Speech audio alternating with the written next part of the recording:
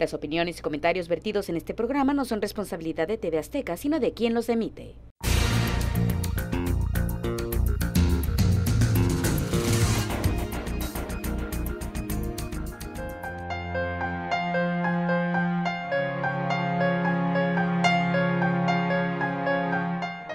México 68, a 50 años del movimiento. Mucho hemos leído y oído sobre este movimiento estudiantil y social que costó vidas humanas en una cifra todavía imprecisa, donde varias universidades de México se unieron para manifestarse mediante un pliego petitorio de acciones específicas en el que los demandantes le pedían al gobierno federal en turno que se decidiera a liberar presos políticos y dejara de actuar con autoritarismo. Buscaban un cambio democrático en el país, mayores libertades y menos desigualdad social. Mientras tanto, las autoridades de entonces catalogaban a este movimiento como un conjunto de individuos que pretendían instaurar un régimen comunista mediante un plan subversivo de proyección internacional.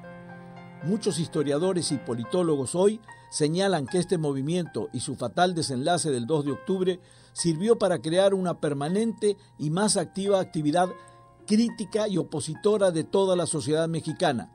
Hoy, sobre la mesa, ponemos este controvertido, candente y recurrente tema que forma parte de la historia de nuestro país.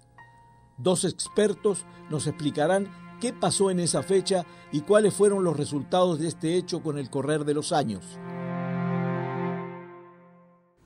Buenas noches y bienvenidos a un nuevo programa donde pondremos aquí, sobre la mesa, un tema candente y de permanente actualidad, aunque ya hayamos cumplido 50 años de esta gesta, de este movimiento que sacudió a todo México y que pues la misma se creó un eslogan o un dicho muy popular que es 2 de octubre no se olvida, y yo creo que eso quedó grabado. Pero aquí mi compañera, buenas noches. ¿Qué tal, señor Chico? Tendrá el gusto de presentarle a los invitados de lujo que tenemos. Así es, invitados de lujo. Hoy nos acompañan en el estudio el arquitecto Diego Moreno Maldonado, quien se ha desempeñado como funcionario público, planeador urbano.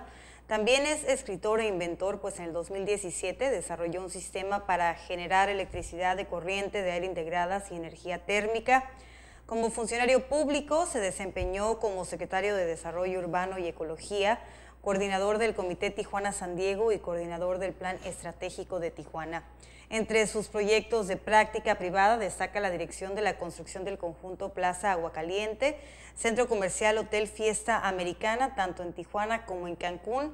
Fue columnista, colaborador del semanario Z con casi 300 artículos publicados relacionados a planeación urbana, arte, política, historia, entre muchas otras.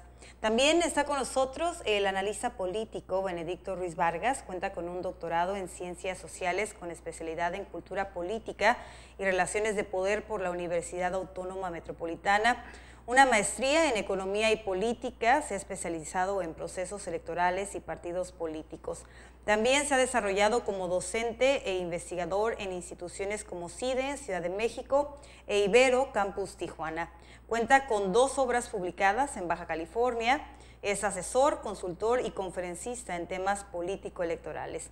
Desde hace 19 años escribe en la columna Mar de Fondo en el diario Frontera de Tijuana y en la Crónica de Mexicali. Muchísimas gracias por estar hoy con nosotros y muy buenas noches. Bienvenidos. Buenas noches. Muchas gracias. Buenas noches y reitero el agradecimiento a mi compañera. Y voy a empezar con una pregunta básica, pero que nos hacemos a menudo, ¿no? ¿Cuál fue la razón o la causa que desencadena este movimiento y que termina de manera trágica es aquel 2 de octubre del 68? Me da la impresión que por lo que he leído yo, que todo el mundo supone las causas, pero no es tan claro eso, ¿no? Sobre todo para las generaciones nuevas. Yo creo que todo el mundo sabe que hay un incidente que detona el movimiento del 68 entre estudiantes preparatorianos, se involucra la universidad, pero si lo vemos en retrospectiva nos damos cuenta que eso no es suficientemente una causa para generar un movimiento de la magnitud, de la dimensión que alcanzó en México, ¿no? Claro. A mí me parece que la causa fundamental que está atrás de este movimiento social, político, fue el régimen autoritario que había en México, ¿no? representado muy claramente por un presidente, que en este caso era Díaz Ordaz, que hizo una lectura sesgada absolutamente del movimiento, una interpretación muy en el contexto de la Segunda Guerra, una lectura que entendió que había una conjura, una rebelión contra el movimiento, contra el gobierno, perdón, producto de la Olimpiada, pero también para tratar de desestabilizar el gobierno, ¿no? Esa lectura errónea completamente, que no logró entender que el movimiento fue planteando demandas y problemas que empezaron a reflejar una sociedad nueva en México. Es increíble, pero estábamos ante la manifestación, la irrupción expresada a través de los jóvenes de una sociedad nueva que no terminaba de aceptar completamente los patrones autoritarios del gobierno de Díaz Ordaz, ¿no? Y creo que ahí empezó a escalar el movimiento y no lo pudieron detener. Yo creo que porque no supo leer el gobierno, los funcionarios que estuvieron involucrados, el mismo Luis Echeverría, que era secretario de Gobernación, y todo el equipo, todo el gobierno mexicano hizo una lectura errónea. Yo creo que eso fue lo que terminó convirtiéndose en una causa que fue haciendo cada vez más fuerte el movimiento universitario, ¿no? Diego.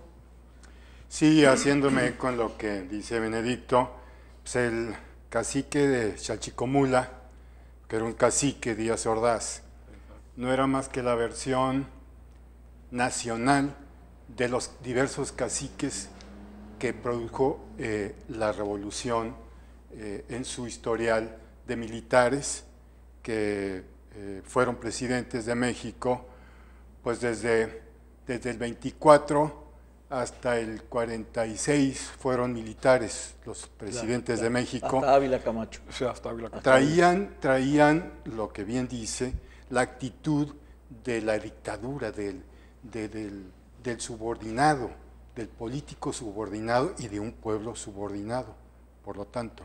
De ahí pues nos heredaron abogados que, con excepto de Luis Cortines, hasta la época, hasta el 70, eran abogados. Después vinieron los tecnócratas. Yo creo, en efecto, que aquí, si me permiten, seré un poquito metafísico en ese sentido. Yo creo que por muchos años México, y hablo de siglos, 2 siglos, quizá más, se la vivió viéndose al ombligo, hacia adentro. Claro. Díaz Ordaz firmó 8 cartas de naturalización nomás en un año. México no era un país de inmigrantes, al contrario de tu país. Claro, claro. México se veía al ombligo, no veía afuera. En aquella lucha telúrica interior, de pronto viene el tema de París, de los jóvenes, sí. Y viene esa cosa que se llama democracia, que en México lo usábamos, pero no era cierto. El PRI no era demócrata, era consenso. En el mejor momento había un consenso, como es el que practican todavía las etnias mexicanas. Si uno va a Chiapas y están discutiendo por un tema, no gana el del por votación, no, las costumbres mesoamericanas son de todos tienen que estar de acuerdo, aunque le toque una gotita a uno y aunque le toque quizá el momento menos favorable. Así era la sociedad mexicana. De pronto llegan los aires demócratas de Occidente, que fuera de México, una hamburguesa a un mundo de tacos, viene un choque telúrico y rompe, porque se abre México al exterior. Claro. Precisamente López Mateos, que tuvo un crecimiento impresionante, que ahora suena así como que no es cierto, tuvo 7% de crecimiento anual, en los 6 años acumuló 14 años de inflación y un 97% de incremento en los salarios. México era el milagro de América Latina y era el milagro mexicano. Con don Adolfo López Mateos. Con él sumó toda un inventario que empezó el 46, con buenos presidentes que pues tomaban tantito, pero no la paranoia y los excesos con los cuales estamos ahora viviendo. Entonces, México no tiene un lado oscuro, tiene un lado rojo, este es el país de Huitzilopochtli. No olvidemos eso. Entonces, todas las fiestas tienen un muerto. México 68 empezó muy bonito, un movimiento limpio, hermoso de estudiantes, y terminó en una masacre, que es horrible porque viene del gobierno.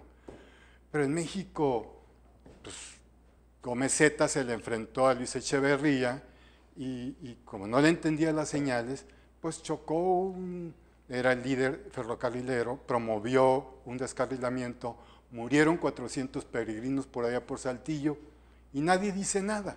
Somos un país de Huitzilopochtli, pero esto es lo que nos exhibió ante el mundo. Claro, claro. Entonces, las Olimpiadas, el Campeonato del Mundo, que no le costó ningún trabajo a López Mateos traerlo, porque México vivía un momento excelente, claro, pero a costa de una represión, como lo dice Benedicto. Entonces, esto sí abrió México al exterior. Y ahí está la lucha del sustrato mesoamericano y el internacionalista. Vino de Francia, la cuestión de la dialéctica, y aquí los mexicanos no sabemos decir que no, no sabemos decir nunca que no, siempre traemos una máscara. Entonces ese mundo se enfrenta a quitarse la máscara. Ese es el problema de nuestra democracia, que no tenemos realmente, como democracia, más bien tenemos el único partido genuino de México, ha sido la cargada, lo que se carga, nos cargamos ahí. Claro. En fin. Ahora, fantástico. Ahora, no nos olvidemos que también, bueno, tú lo acabas de decir, vino de Francia, es decir, a lo mejor esa lectura de izquierda estaba dada por el origen, porque venía de Francia, porque los movimientos estudiantiles no fueron solamente en México y en Francia en el 68, fue un movimiento de varias partes del mundo, sí, que se desató una especie de liberación, o la gente se sintió realmente con ganas y valor para gritar lo que no se gritaba durante años, y creo que México, como bien lo dices, pues no fue la excepción. Es decir, ahí fue el momento de explosión. Ahora, cambió algo, movió las conciencias de México. A partir de ahí hay una historia que se cuenta que los periódicos de México en esos días, el día 3, el día 4 de octubre, no reflejaron absolutamente nada del hecho. No. Eso es escalofriante. Recorriendo los años, dices, ¿cómo ninguno se atrevió? No había una voz disonante en esa época que dijera, no señor, algo sí hubo porque pasó. Todos estaban de acuerdo, es decir, la prensa, es terrible pensar que la prensa de esa época estaba 100% supeditada al gobierno, o 99,99, ¿no? Sí. No lo sé. Dependían del régimen, ¿no? Estaban subordinados al gobierno, ¿no?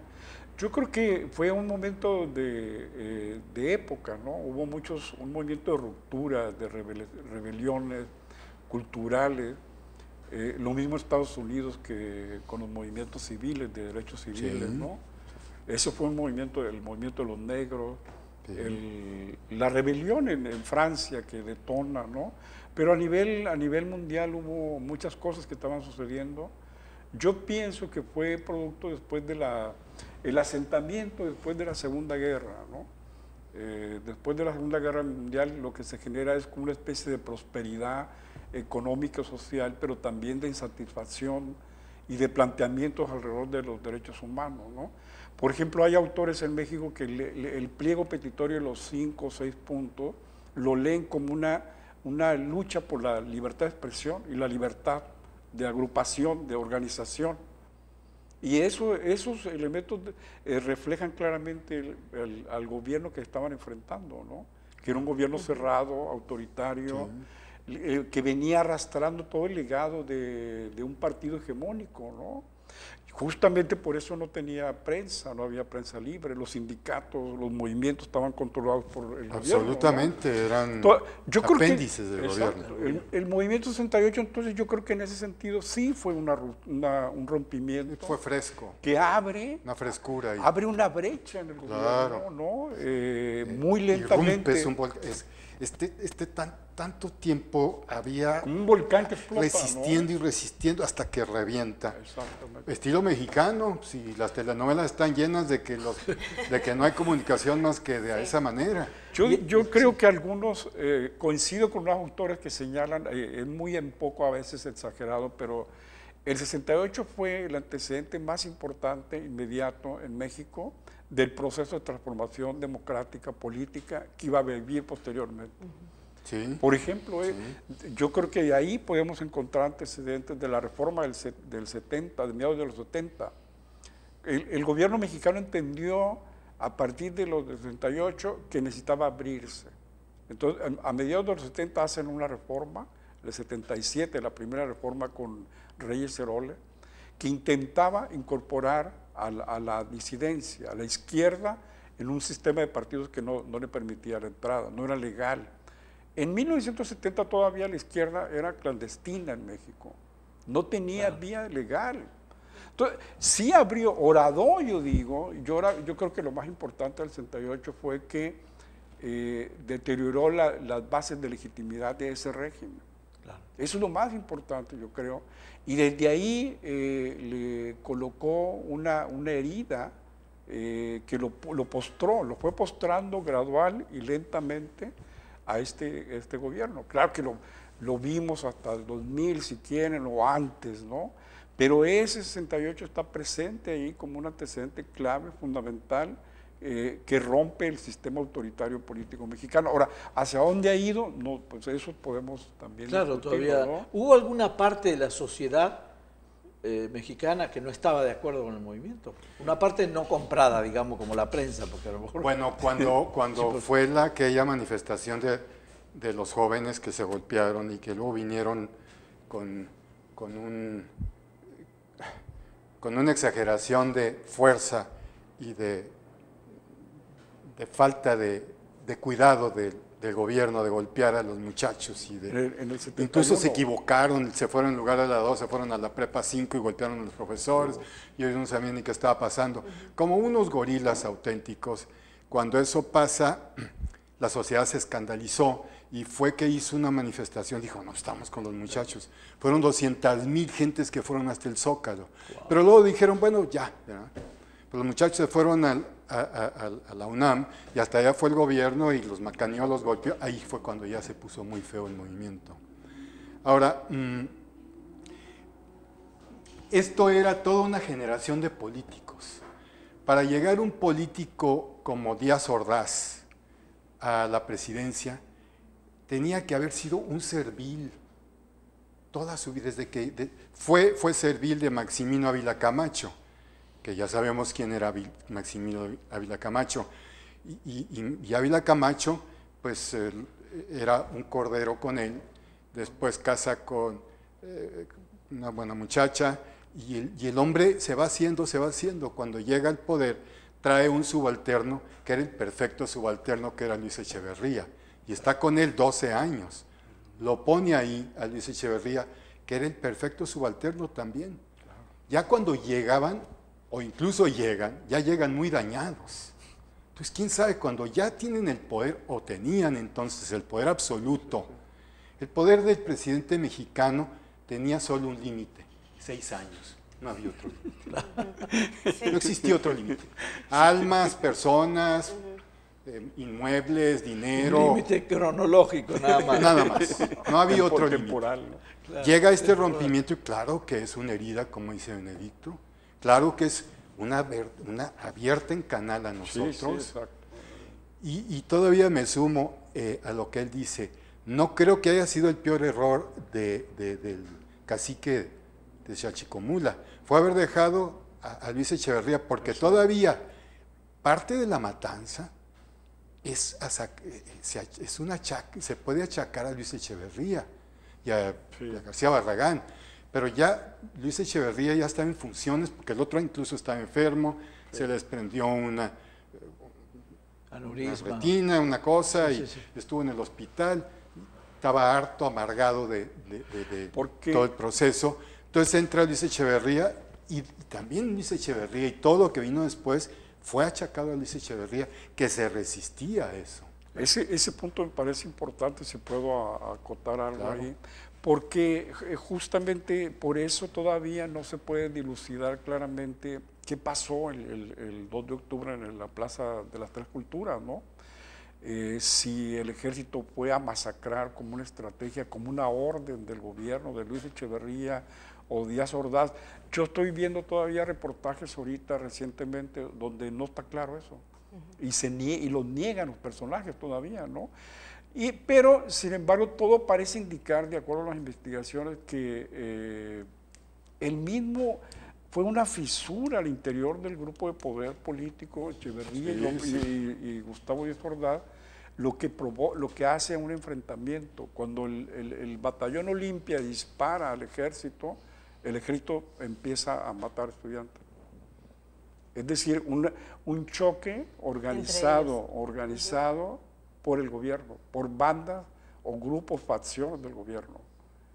O sea, es que es increíble todo. Entonces, ellos, el grupo del poder, hacen una celada a los estudiantes. Me gusta, esa es la palabra. Es una celada, ¿no? Es una celada. Que se irrumpe con unas bengalas y se abrió el telón. matan a mansalva. Yo creo que por eso el recuerdo después de 50 años tiene que ver con eso, ¿no? Quedó grabado en la memoria de nuestro país una masacre tan terrible de estudiantes pacíficos que hasta ese momento no había niños, mujeres, no habían tomado ni planteado nunca las armas, ¿no? Y por eso también creo que después de esa violencia ejercida por el Estado, porque yo la veo así, una violencia ejercida alevosamente por el Estado contra un pueblo inocente, contra un grupo de estudiantes, yo creo que eso dio lugar también a lo que vino posteriormente, ¿no? Que fueron las guerrillas.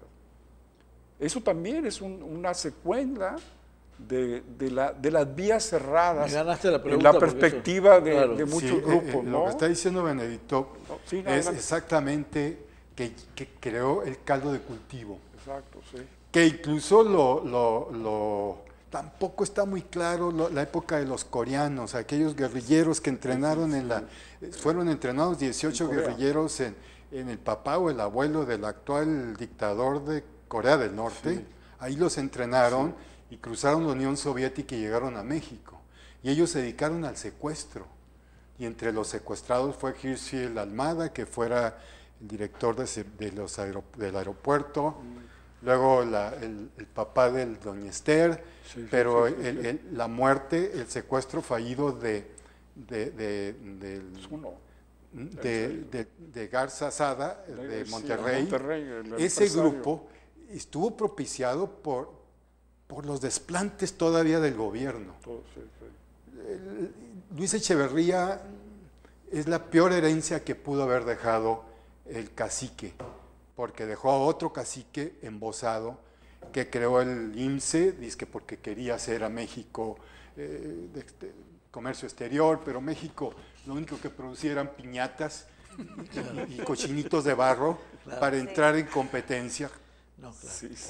Creó el CONACYT, que se becó a 5,000 gentes, digo porque ese tema lo he conocido ahora con la patente, 5 o 10,000 becarios que eran amigotes que se iban de paseo a Francia, a Europa, y de ninguna patente sacaron. Los buenos se quedaron por allá trabajando, los demás pues se la pasaron muy bien.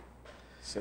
Regresando al tema de la conciencia, sí movió conciencias, por lo que decías, o sea, sí la gente cambió en su actitud, por lo menos hubo, en el caso de la prensa que yo mencionaba, el único periódico al segundo día de estos acontecimientos que dio la realidad, lo que pasaba, fue el New York Times, y esto fue increíble, ¿De otro país? porque fue de otro país y fue un corresponsal de New York Times pero se está poniendo esto muy bueno, pero ya se pasó la media hora tenemos que rapidísimo. cortar porque pasó la media hora, así que no se nos vaya, por favor, que está buenísimo esto. Por favor, regresamos después de un corte.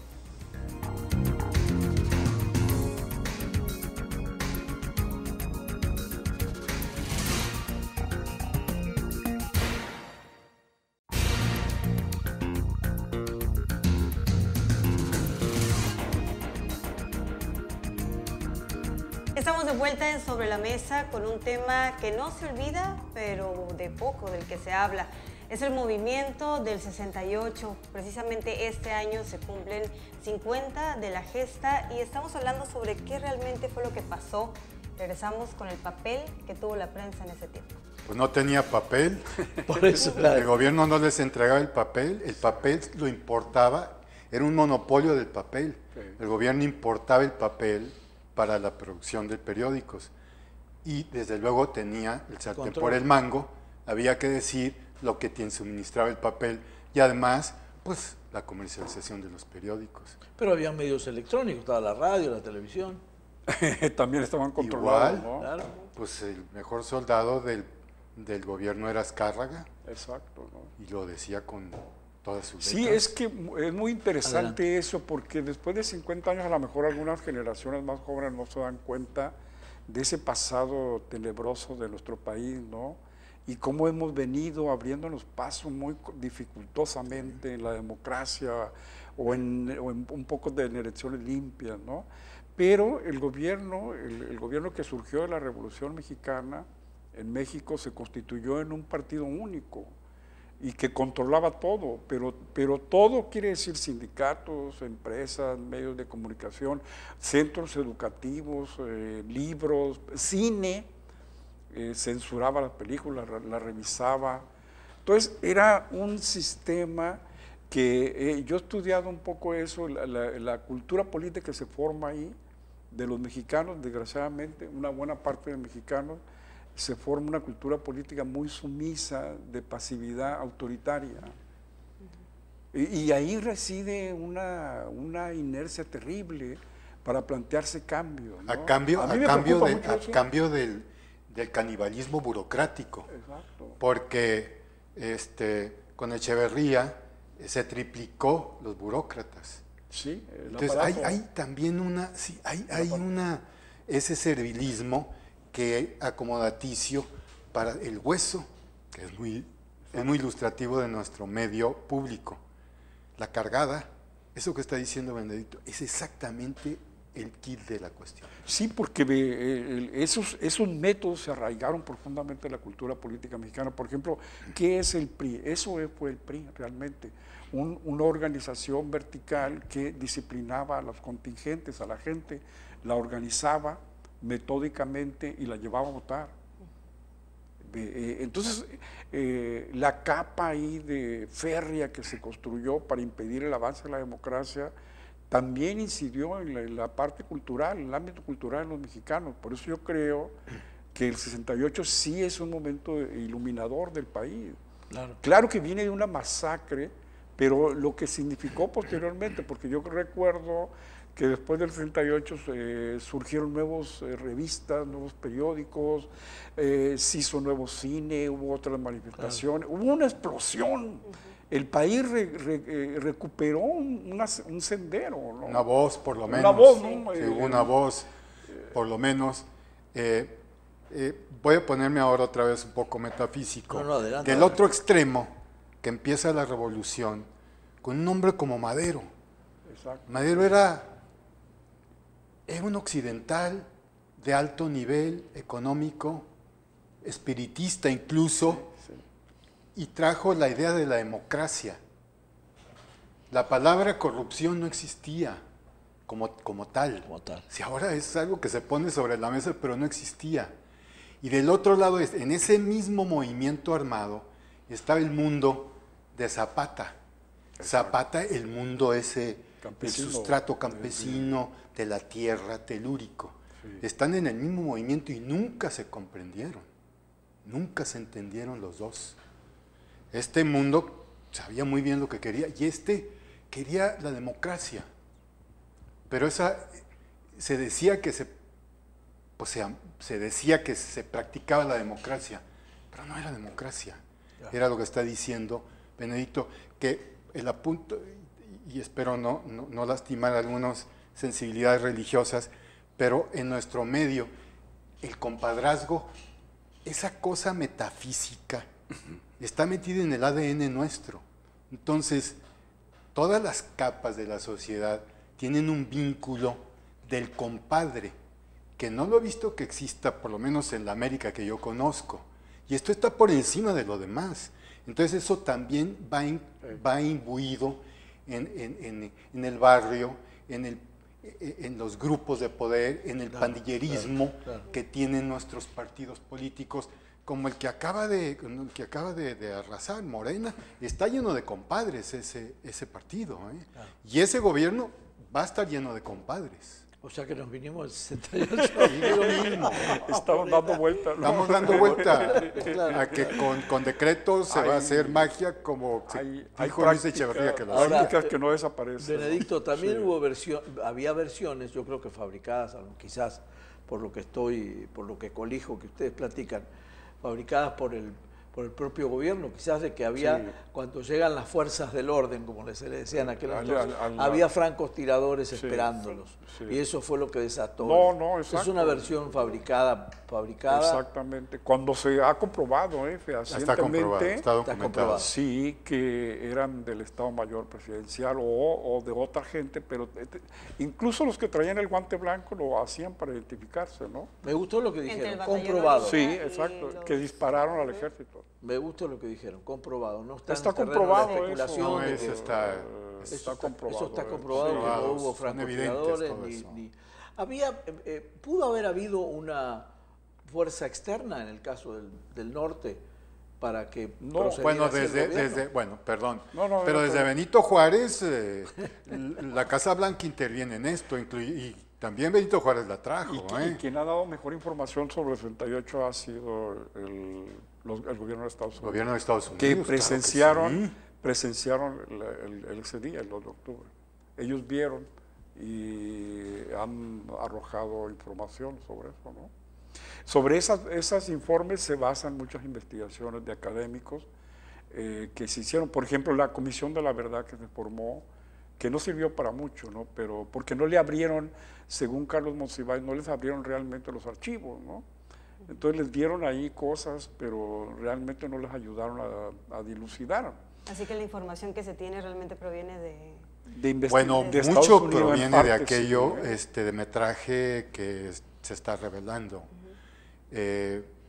Pero bueno, incluso, pues, estamos hablando del 68. Claro. Ya iba a ir a Estados otro lado de la A Estados Unidos lo que le interesaba era, como siempre ocurre, ¿no? En estos casos, ver si había una fuerza externa al movimiento, ¿no? Claro, era el momento extranjera. en que Estados Unidos estaba Sí. más susceptible a cualquier movimiento Sí. que sonara a comunismo. Se habló mucho que la Así es. CIA tenía gentes infiltradas en todo el movimiento. La CIA, la DEA, todos tenían los americanos metidos. Después de eso, del 68, el gobierno creó esos grupos que también fueron muy negativos para el avance político de los movimientos en México, que fueron los grupos paramilitares, ¿no? Como los halcones, que golpean en 1971 una manifestación de Así estudiantes, es, ¿no? Y esos se mantuvieron. Los halcones se crearon después del... Aquí, 68. después, en el 71. Son residuos de los del 68. Y se repitió la historia 3 años después. Y pero a vienen menor después, escala. como por ejemplo las policías, las guardias blancas que se forman y que se aprovechan para intervenir en los sindicatos, en otros tipos de movimientos sociales. Entonces el gobierno empieza a actuar por abajo del agua en contra de los movimientos, ¿no? Hay una resistencia al mismo tiempo que se da toda esta explosión cultural nueva, de organización, de conciencia. Sí, Es así, es que es contradictorio el proceso del avance del país, ¿no? Sí, es uno un mole mexicano. Si es uno de consulta... de todo.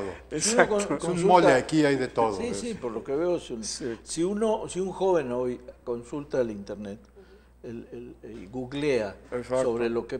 sobre qué pasó en el 68, habla a favor del movimiento, es decir, que Claro, fue un sí. movimiento Sí, estudiantil claro, que porque reivindicaba, fue. o sea, no hay una sola referencia, porque lo chequé, para que Exactamente. si un joven está desorientado y dice, bueno, ¿qué No, pasó en el No, 68? sí lo fue. En realidad, ponen, no hay ninguna especulación con respecto a que, Sí, a un que fue un movimiento de movimiento rebelión. de extrema No, izquierda. no fue.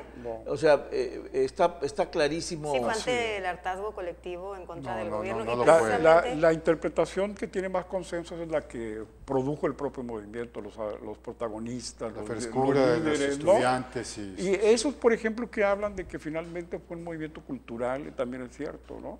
¿Por qué? Pues porque los jóvenes también, de alguna manera, enviaron un discurso en contra de sus familias, del autoritarismo que vivían en sus Sí. familias, ¿no? Vino una explosión de libertad. La educación Las mujeres, Contra la el mexicana movimiento iglesia, feminista contra los padres, crece, claro, sí. el catolicismo, ¿no? era Las un estructuras dogmatismo, una... A mí me rígidas. gustaría preguntarles, yo ahora que mencionan de los jóvenes, que realmente lo más cercano que podemos tener para conocer ese movimiento, pues son las imágenes que quedan de esa época, de la televisión, del internet, de los libros. A mí me gustaría preguntarles, ¿qué movimiento ustedes creen de la actualidad que se asemeja al del 68, no en cuanto a masacre, sino al despertar este colectivo de los jóvenes en México? Con la profundidad de esa, no. No. Han surgido así como destellitos que nosotros somos ese... El 132 132, podría ser. ¿Dónde está? ¿Pero dónde está? Y el anterior, el CEU, Y hubo de los otro, 90, ¿no? sí. Ese Pero movimiento. con la fuerza esa no ha habido. Yo no ha creo habido. que no tienen la dimensión porque no tienen ese carácter histórico, ¿no? Claro. De ruptura, porque es una escisión en ese sentido, ¿no? Es generacional. Contra el rompe con régimen todo. autoritario, ¿no? Y ahora estos se han inscrito ya más como resultado de procesos de avance, ¿no?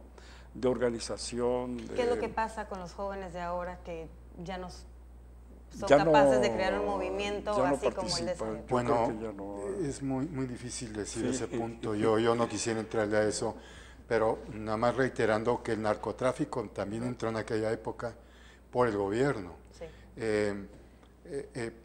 Cuando el favorito de Echeverría era Moya Palencia, Sí. y lo sabíamos todos. Pero aquí, por cierto que nos tocó aquí, en Tijuana, hubo el Caro Quintero de la época era un cubano que se llamaba Alberto Sicilia Falcón, vivió aquí. Sí. Era el que controlaba entonces el narcotráfico de Estados Unidos con México. Y él tenía la casa que ahora es de gobierno, esa fue la casa de él que está por la Chapultepec. Cuando lo aprendieron, era novio de la Irma Serrano, y lo aprendieron, traía una credencial que era de la Secretaría de Seguridad la Secretaría de Seguridad Dirección Federal, Federal de Seguridad. firmada por Moya Palencia. Eso parece, según un libro de Sullivan, un americano, parece que eso hizo que se desviara a López Portillo, pero era Moya Palencia el favorito. Y con Moya Palencia, en esa época de Sicilia Falcón, es que empezó a entrar, el gobierno empezó también a tener vínculos, algunos, con el narcotráfico. Zuno Arce, pues murió aquí, que era cuñado de Luis Echeverría, murió en la cárcel en Los Ángeles por narcotráfico también. Qué relato Entonces impresionante. era aquello, era un mole. Claro, una mezcla terrible.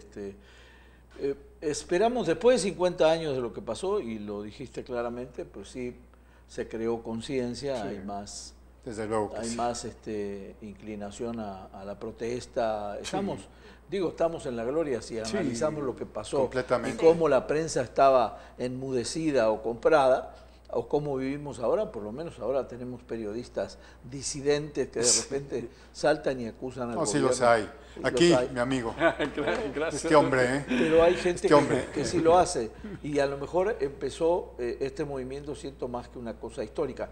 Y quiero poner ahora sí que sobre la mesa, es decir, la fuerza que ha tenido el movimiento del 68, haciendo una comparación light, si quieren, con el movimiento zapatista de Chiapas. Es decir, del que hoy queda una línea ahí o dos de la historia, pero sí. no carece de la fuerza que ha tenido. Sí, no ha permeado no ha más que- permeado mucho no. más que un sector muy específico. focalizado ahí. Y el Yo creo 68, que- aunque fue ahí en Ciudad Universitaria, aunque fue en Tlatelolco, y fueron los universitarios, mejor dicho, pues sí trascendió a nivel mundial, porque Exacto. yo recuerdo que estaba muy lejos de aquí, y yo ese movimiento salió en todos los periódicos de mi país, por ejemplo. O sea, salía una información bastante profusa de lo que había ocurrido y durante días enteros. Entonces fue un movimiento que sí sacudió al mundo. Ya me imagino a la prensa europea, como mencionamos, la prensa americana también, que enseguida reflejó el movimiento. Quiere decir que el movimiento fue mucho más fuerte de lo que dijo, perdón, con el correr de los años, mucho más fuerte de lo que nosotros podíamos calcular. Yo creo que, aunque hay desacuerdos, ¿no? Pero el 68 abrió un proceso de transición, de lo que hemos llamado nosotros transición política en México, que ha sido muy errática, muy compleja, ¿no? Que a veces parece regresión, pero sí empezó un proceso de transición de un régimen autoritario, cerrado, hacia el exterior, como decía Diego al principio, ¿no? Porque literalmente estaba cerrado en todo, ¿no? No solamente en las fronteras, sino políticamente. Estamos hablando de eso, culturalmente. Y yo creo que ahí empezó una transición que ha sido muy larga. A veces no nos gusta, porque los partidos que ganan o que fueron sujetos o de la alternancia no inciden. Por ejemplo, creo que eso pasó en el 2000. O sea, hay un cambio ahí por primera vez en la historia, este régimen autoritario, totalitario que viene en México, pierde el poder por primera vez, pero después no hubo un cambio. Fue una alternancia que se quedó en lo mismo. O sea, cuando el país sí necesitaba transitar más profundamente, se quedó estancado otra vez, ¿no? Y yo creo que ahorita estamos viviendo como una etapa más o menos parecida, esperando lo que algunos analistas llaman que México necesita profundizar más en estos procesos democráticos, profundizar, ir más allá, porque si no lo hacemos, nos vamos a quedar igual. Y van a poder pasar 15, 10 años otra vez, y va a haber reforma, cosas de forma, pero otra vez no nos vamos a llegar a fondo de las cosas, ¿no? Claro. Eso es lo que está el país ahorita, como la gran interrogante, ¿no? Claro, claro. Y reviviendo estos episodios, por ejemplo, en este caso el zapatismo. Yo creo que el zapatismo, desde mi punto de vista, se marginó del proceso de cambio de México y se quedó en la parte indígena, en el mundo indígena. En una reivindicación muy cerrada. Exactamente, ahí muy cerrada. Marcos luchando contra las otras fuerzas, adoptaron un enfoque teórico político muy extraño desde mi punto de vista, en el sentido de que ellos no luchan por el poder. El zapatismo no quiere conquistar el poder, quiere crear comunidades autónomas que funcionen sin el poder. Claro. Entonces, es el mundo mesoamericano. Es el mundo mesoamericano que se maneja de otra manera. Exacto. Fue vencido, pero no fue destruido. Cuando uno va a San Juan Chamula, ahí está una iglesia que fue cristiana, y entras y son rituales mesoamericanos. Por más esfuerzo que hicieron por décadas los jesuitas, ahí no lograron gran cosa. Ese mundo ahí está. Ese episodio como que otra vez nos regresó a ese viejo debate. A ese viejo debate de la máscara que habla Octavio Paz, y que, sobre todo en el centro de México y el sur. El norte bárbaro se maneja de otra manera. ¿Y qué hacer con el mundo de los indígenas? O sea, ese es el problema, ¿verdad? ¿Los integramos o los dejamos? Pero ellos no. Ellos dicen, no, nosotros no queremos integrar. No quieren. Ellos dicen, quédate con tu religión, con tu lenguaje, con tus costumbres. Tráeme agüita, sí, ponme la señal de la televisión, pero aquí yo me manejo. Carreteras. Sí. Quieren manejar usos y costumbres. Se reivindicó, acuérdense ese debate legal de la Constitución, que duró años, ¿no? Pero se ha vuelto parasitario eso, porque pues, o somos todos, o ¿qué? Unos van colgados, o unos le ponen, unos trabajan. Bueno, no es original el Brexit y Cataluña y ya entra en otra cosa, ¿verdad? Sí. No es novedoso. La prueba está en esta campaña de 2018, ¿no? De Marichuy, que terminó accidentando y se salió, pero no estaban convencidos de participar, se veía claramente, ¿no? No querían construir una alternativa, llegar a acuerdos, no conciben el poder así, el avance. Y el país puede hacer caso omiso, pero seguimos teniendo una asignatura pendiente ahí con los pueblos indígenas, ¿no? Yo me quiero regresar un poquito al 68 para preguntarles si en la actualidad o después del 68, no necesariamente ahora, se generaron a partir de ese movimiento, personajes o líderes políticos destacables? Bueno, del 68 sí hubo una juventud muy interesante. Desafortunadamente perdió frescura, espontaneidad, porque se integraron al gobierno. Al régimen. Gómez Villanueva, Porfirio Muñoz, en fin, no recuerdo ahora. Era una juventud brillante, Sigfrido Paz Paredes, era una juventud brillante. Nada más que pues, el poder se vuelve comodino. Entonces se perdió la frescura. Sí hubo cosas muy interesantes, como dice Benedicto. Sí, yo creo que sí hubo renovaciones académicas, renovaciones en el arte, en la literatura, en el cine. Claro que sí lo hubo. Claro. A partir de ahí. A partir de ese momento. Sin embargo, pero o sea, hace 50 México no tenía 130 millones de habitantes. Claro, no. Claro. Era mucho menos. Por supuesto, claro. Entonces, pues también como crece, como hay necesidad de que la economía crezca, porque si uno pasa por enfrente de una escuela cuando están saliendo los niños, dice, este niño cuando tenga 20 años va a necesitar trabajar y al no estar creciendo la economía, no va a tener oportunidad de trabajo. Claro. Pues en ese mismo sentido, el desarrollo social y el político, como bien lo menciona, también tiene que crecer. Por supuesto. Y es lo que habría que platicarlo. Van de la mano. Creemos que ahí es donde ha perdido. Cuando el barco carece de rumbo, ningún viento le es favorable. Claro. Lo decía Séneca. Es verdad. Así que ahí es el problema. ¿Cuál es el rumbo? Yo creo que los líderes que formó el 68 no llegaron al gobierno, ¿no? El que más ha llegado, como Pablo Gómez, por ejemplo, que es ahora diputado, sí, él fue. que ya tiene como 20 años siendo diputado, pero no han llegado a otros puestos dirigentes, ¿no? Del país. Y como que esa izquierda que nació, que se formó ahí, porque yo creo que ahí nació una izquierda, se formó también, muchos estudiantes adquirieron conciencia, no llegaron al poder. Han llegado a puestos laterales, colaterales, pero no han llegado al poder. Y la izquierda que está llegando ahora no viene de ahí, viene de otra matriz política, ¿no? Podemos concluir de que el movimiento del 68, la parte que nos genera un beneficio es en el movimiento de conciencias, en el cambio del enfoque, en la rebeldía, en decir, voy a decir lo que antes no decía porque ya alguien lo dijo por mí, alguien explotó, costó vidas humanas y en eso sí ganamos. Nos consume el tiempo, me quedan un par de minutos para preguntarles qué esperamos a partir del 2019, es decir, en materia de respeto a las libertades individuales. ¿Esperamos algo mejor? ¿Qué esperamos? ¿Cuál es la expectativa de ustedes dos para el año próximo? Y me refiero al nuevo gobierno, ¿no? A las nuevas autoridades. Yo no pudiera contestar una pregunta de esa naturaleza. Está bien. Es muy ambivalente mi posición. Está bien, muy bien. De esencia no tengo por qué ser optimista. Okay. Por decretos no es frotar la lámpara y que salga un duende y que nos arregle las cosas. Ojalá, tiene que venir de todo ojalá fuera así, claro. Ni de un hombre. Claro.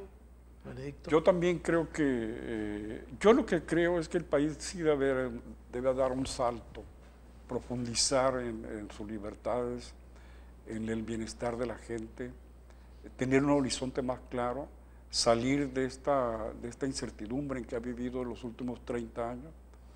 Pero no estoy muy seguro en ese sentido. También comparto ahí un poco de escepticismo de que se pueda lograr, pero creo que si no lo logra, entonces sí nos vamos a tardar mucho tiempo en salir adelante, ¿no?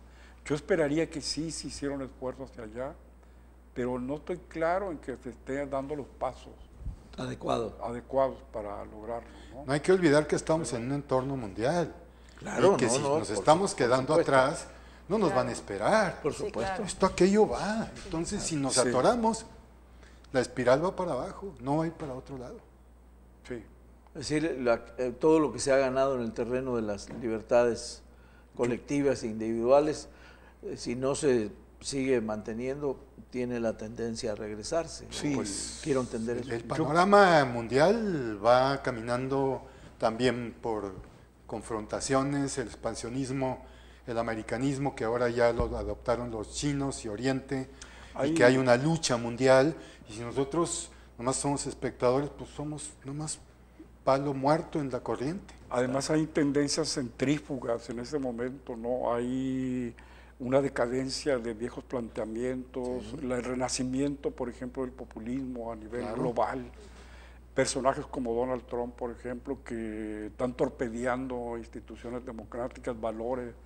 Y está surgiendo cosas nuevas, diferentes. La gente tiene una satisfacción con la globalización, con lo que se ha alcanzado hasta ahora. Entonces hay movimientos que se están dando aparentemente contradictorios que pueden echar abajo lo que se ha logrado.